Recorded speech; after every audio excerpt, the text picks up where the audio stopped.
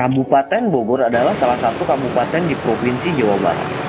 Merupakan potensi yang strategis bagi perkembangan dan pertumbuhan ekonomi dan jasa.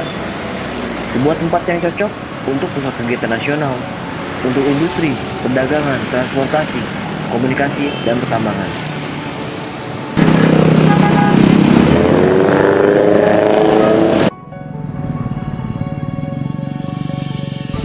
Salah satu kecamatan di Kabupaten Bogor adalah Kecamatan Parung Panjang yang berbatasan dengan Tangerang Barat.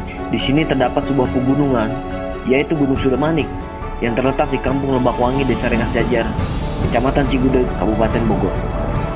Di pegunungan ini tempat kegiatan industri berjalan. Hasil alam yang dihancurkan dengan menggunakan bleker kemudian diangkut oleh mobil truk untuk dihancurkan melalui mesin diesel yang tenaganya sangat besar sekali, dan diperjualbelikan ke mobil-mobil seperti truk dan tronton. Sampai hasil alam ini cukup besar dalam jumlah rupiahnya, dalam bentuk jual beli batu hasil alam seperti split, batu. Kita lihat batu yang sangat besar ini dihancurkan melalui mesin diesel. Begitu besar sekali mesin diesel ini menghancurkan batu-batu ini hingga menjadi split yang menumpuk dan diangkut kembali untuk diperjualbelikan.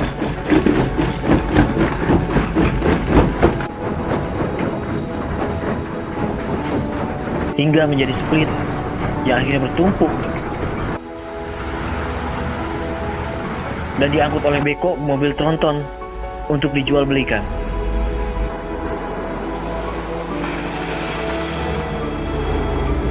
Dan akibat kegiatan pertambangan ini, jalan raya yang sangat memprihatinkan, rusak parah, kurang lebih berlubang sampai 10 cm, yang diakibatkan oleh mobil roda 10 atau tronton yang membawa tonase melebihi kapasitas. Bagaimana tidak hancurnya jalan raya ini. Banyak sekali yang terganggu atas kegiatan pegunungan di sini, seperti pelajar SD, SMP, SMA yang hendak berangkat sekolah, para pengguna jalan, baik motor maupun mobil yang hendak beraktivitas. Mereka sangat terganggu atas jalan raya yang rusak ini. Tetapi ada yang diuntungkan dengan kejadian ini, yaitu masyarakat bisa menyambung hidup. Jalan raya ini sudah pernah diperbaiki belum? Udah Pak. Kapan tuh? Belum lama sih Pak, sekitar 1 bulanan Pak. Tapi sampai sekarang gimana kondisinya? Jalannya masih hancur lagi Pak. Akibat ban mobil Pak. Melihat kenyataan di depan mata bagaimana perjalanan masa jalan yang rusak ini, Pak? Ya, kita masyarakat itu menyesal, tidak ada peduli sama masyarakat, tidak ada sayang sama masyarakat. Kalau mau jadi aja sama masyarakat dekatnya, setelah udah jadi jauh. Maksudnya jalan raya ini terganggu nggak? Harus jalan raya ini? Terganggu kenapa?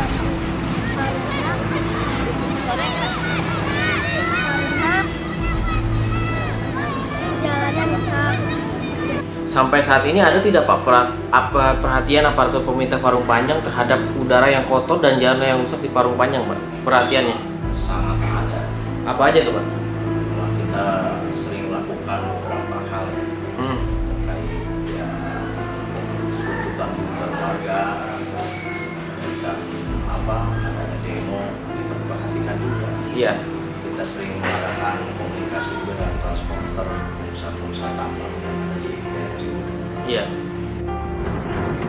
Kendaraan tronton di jalan raya Suramanik di sini, jumlah tonnasenya sering melebihi kapasitas. Yang jumlah tonnasnya diharuskan 8 ton, tapi para pengangkut hasil alam di sini atau supir di sini nakal. Mereka hanya meraup keuntungan semata, keuntungan pribadi. Mereka sering melawan peraturan dengan membawa muatan yang melebihi kapasitas. Bagaimana tidak hancurnya jalan raya ini?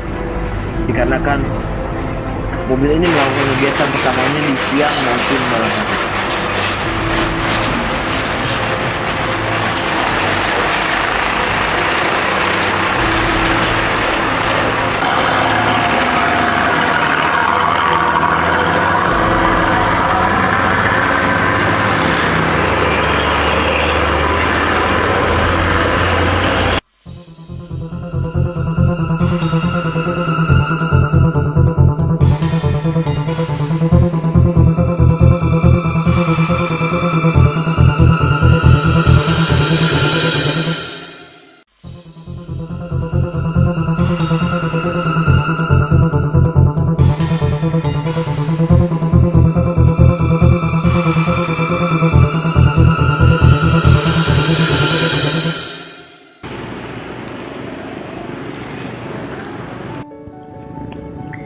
Memang banyaknya pepohonan yang ada di Jalan Raya Sudamanik ini merupakan salah satu alasan. Debu di sini semakin parah. Dari hari ke hari, bahkan setiap hari di sini hujan debu. Sepanjang Jalan Raya Sudamanik kurang lebih 22 km, di sini jalannya sangat memprihatinkan. Debunya begitu pekat dan parah. Hujan debu di sini setiap hari.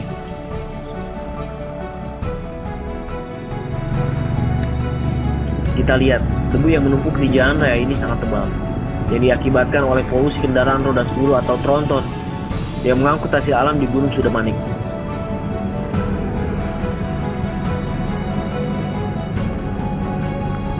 Yang berawal dari penghancuran batu pegunungan dengan menggunakan bleker.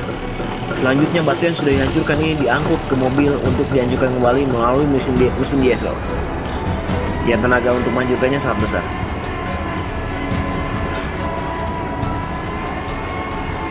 Yang parah lagi, jalan raya di Sudamanik ini sering memakan korban jiwa. Penelusuran saya berlanjut, saya menemui narasumber kakak dari korban jiwa, Yoyo Rismanto, yang meninggal akibat jalan raya ini. Kemudian saya menemui salah satu pimpinan proyek dari PT Sudamanik yang mewakili kurang lebih 17 perusahaan yang ada di Gunung Sudamanik. Berikut wawancara saya.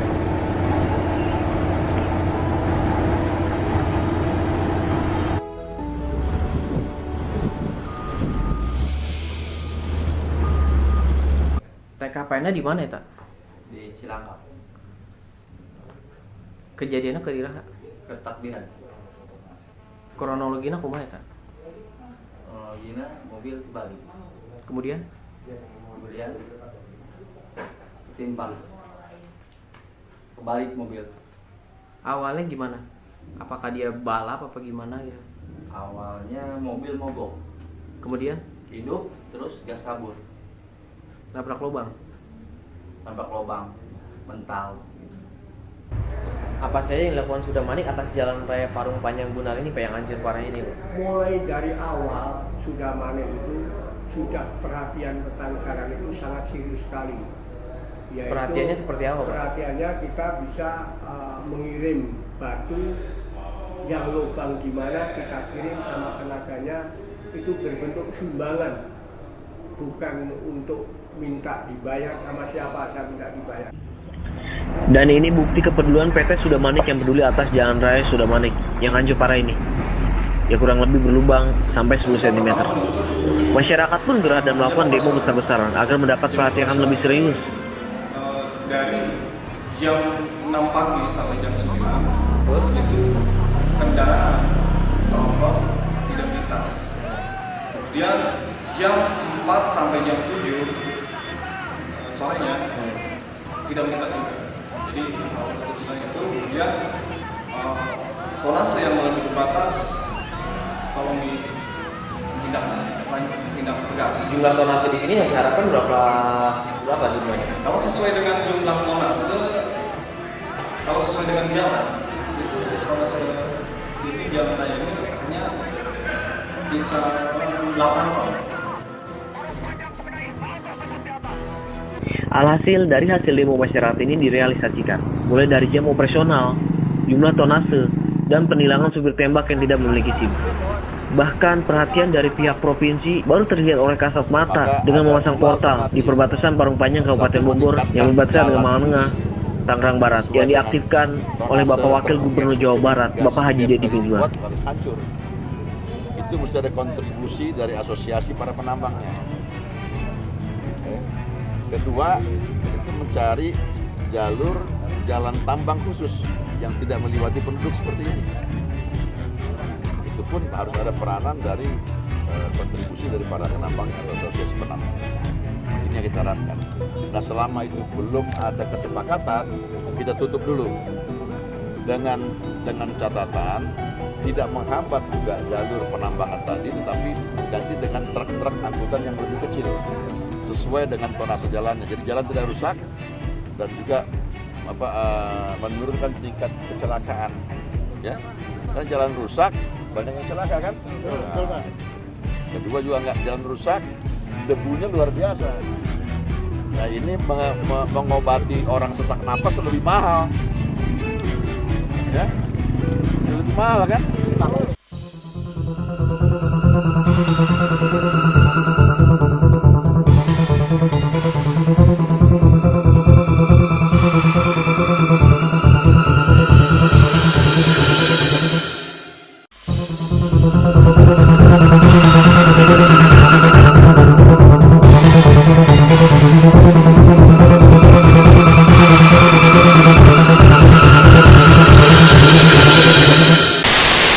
Penelusuran pungli saya mulai dengan menemui beberapa pelaku pungli yang ada di lapangan. Saya menelusuri di berbagai titik di sini. Dengan melakukan wawancara menyangkut pungli di sini, tetap sama jawabannya. Distorkan ke polsek, ke desa, bahkan kepemudaan, baik olahraga, kesenian, maupun pengajian. Itu penghasilan dari yang tadi mintain ke mobil tronton dapat berapa sekali? Itu dapat izin nggak dari pemerintah Pakuani maupun PT Sudamani? Sekarang udah dapat berapa duit? Bener dapat izin? Itu 20.000 dibagi-bagi nggak? Bagi-bagi. Jadi apa aja? Terus apa lagi? Pemudanya ada. Buat pemuda juga ada, buat kantong sendiri ada. Ada ya. Ya, terima kasih Pak. Kenapa sih Pak sering ada pas saya survei ke jalan raya Pak ya, banyak pemungutan liar Pak. Kenapa Sudamani nggak mau menghapuskan pemungutan liar itu Pak? Kalau soal pemungutan uang, Pungli. itu haknya bukan hak PT, tapi hak di luar Sudamani. Itu saya rasa ada kewajiban tersendiri, atau Pak Polisi atau bagaimana, kemungkinan sekali itu begitu.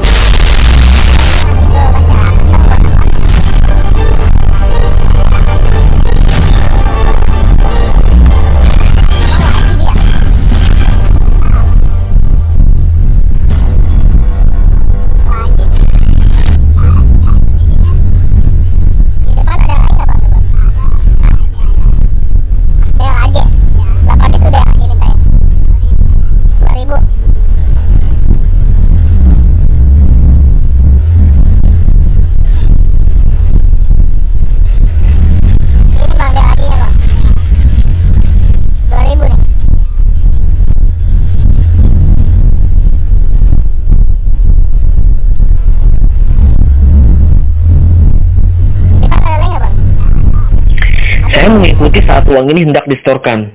Dengan menggunakan kamera tersembunyi, uang ini ternyata distorkan kepada ketua pemuda setempat. Saya juga berhasil mewawancarai Bapak berinisial S, selaku ketua pemuda setempat yang menampung hasil uang pungli di sini. Yang kata dia, hasil dari pungli yang diminta oleh pemuda di sini, ia setorkan kepada pengajian, olahraga, kesenian, bahkan dari pihak polsek, desa. Satu mobil yang dipindahin Ternyata sama uangnya pemuda dimakan di oleh sini, masyarakat satu itu mobilnya sendiri. dihargai minta berapa duit? Ya tentu, kita seikhlasnya aja. Seikhlasnya aja. Seikhlasnya, ya. Kemungkinan berapa duit biasanya? 1.000 rupiah. 1.000 ya. Setoran pemuda-pemudi di sini ke Bang Abang sendiri berapa duit Bang satu hari Bang? Kalau setoran itu soalnya kan tadi udah di target ya. Jadi itu persentase. Biasanya berapa? 50 sampai 100 ribu. Uangnya saudara alirkan kemana aja Bang? Untuk pemuda. Pemudanya kemana aja? Pengajian next. Terus olahraga next. Kesenian ya. Ada lagi gak? Ya ada. Sementara itu kegiatan pemuda yang sekarang itu dibaginya ke yang tadi abang bilang kesenian apa kepemudaan itu kan, ke pengajian biasanya berapa duit Bang sore? Sehari apa? Gimana? Iya sehari ada 15.000 terus 20.000. Ada nggak Pak setoran dari ketua pemuda kepada DKM untuk pengajian dari pungutan liar ini Pak? Nggak ada sama sekali. Nggak ada sama sekali benar Pak. Oh ya udah, terima kasih Pak. Assalamualaikum warahmatullahi wabarakatuh. Pas saya kemarin wawancara dengan masyarakat sini yang mintain duit, katanya disetorin ke lurah juga, lurah Kapolsek tadi. Itu tidak benar nggak Pak? Itu tidak pernah. Itu saya pikir pernyataan yang tidak benar. Pihak Kapolsek sama sekali tidak mendapatkan uang dari pungli itu Pak. Punglinya kan antara orang yang beli mau ke perusahaan sama cincuing ya kan? Iya. Nah itu nggak ada, bukan dikoordinir sama Kapolsek ya. Nah langsung dicek bersangkutan, dia berikan kontribusi kemana, nah lacak aja terus. Iya. Yang balik banyak. 200 tadi diulang dengan Amamang. Ya ada. Kita secara pribadi mau Saiman apa?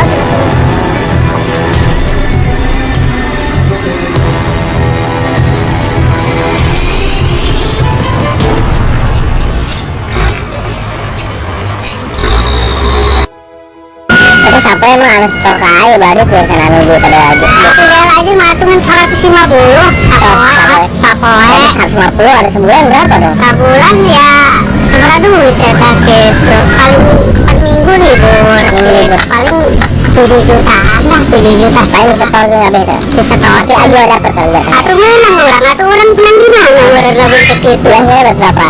Atau paling 2 juta orang sih dapat setengah lah. Honor orang gitu sebagai penanggung jawab. Gitu. Ada nggak sih Pak permintaan dana liar dari Dinas DLAJ Parung Panjang untuk mobil truk ini Pak? Tidak ada. Tapi permintaan, kan saya survei di lapangan Pak, itu ada permintaan jalan raya itu Pak. Itu satu mobil truk diminta berapa Pak? Itu untuk dinas aja tidak.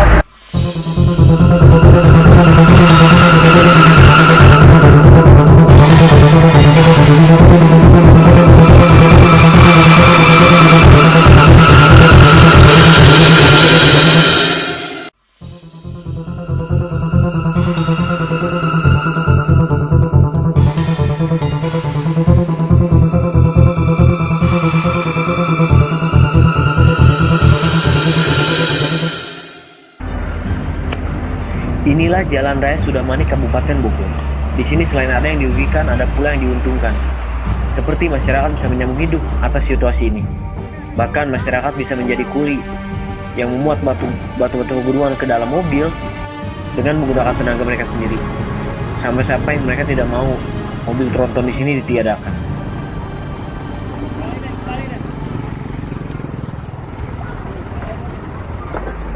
Penghasilan sehari dapat berapa duit Bang? Ya kalau ngomong kadang-kadang. Kadang-kadang gimana? Sehari biasanya berapa? Ya kalau 200. Sehari?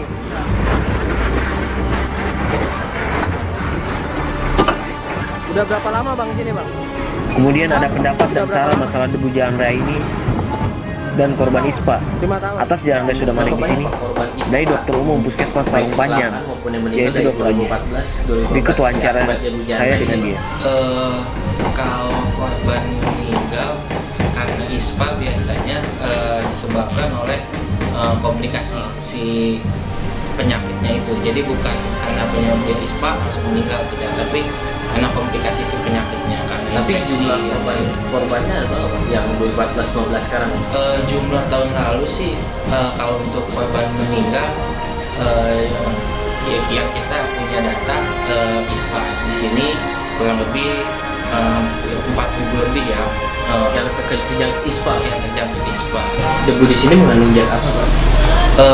Untuk zat tentunya kan di sini banyak muatan mobil pengangkut tanah, pasir, juga batu-batuan gitu.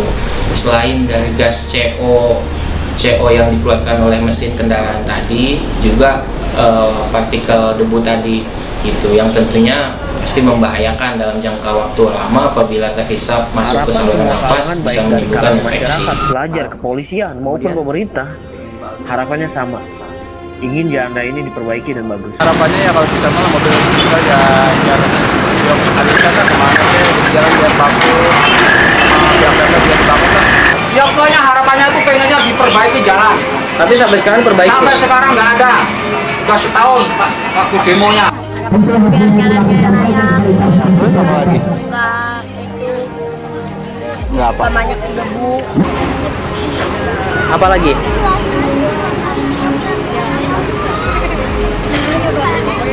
Kalau saya asal sedang ya nyiram turun jalan sudah berbuat sebuah tenaga. Ya, harapan kami harus segera dibuatkan jalan alternatif antara Parung Panjang keluar ke Kabupaten Ayo Negeri. sama-sama kita bangun Parung Panjang ini dengan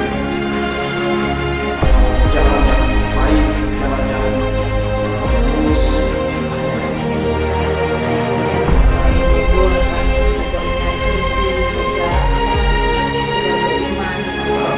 Saya pertama diperbaiki, yang kedua pembuatan jalan kawasan tersendiri. Dampaknya ya tadi jalannya kembali baik, terus aturan perizinan tomasenya juga sesuai dengan ketentuan, ya. Nah, ketiganya, pungli yang ada kita tertibkan bersama-sama.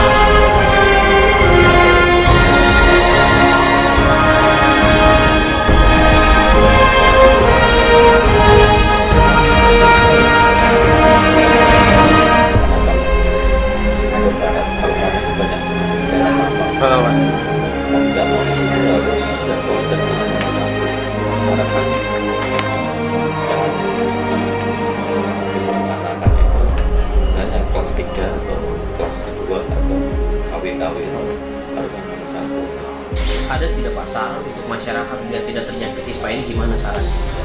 Sarannya tentunya meningkatkan daya tahan tubuh ya, menjaga kondisi fisik, menjaga kesehatan, Contohnya istirahat gimana cukup. caranya? Misalnya pola makan yang cukup ya, cukup pagi sarapan, kemudian minum vitamin. Apabila mau bepergian gunakan masker, gunakan alat pelindung kepala gitu. Jadi lebih ditekankan pencegahannya.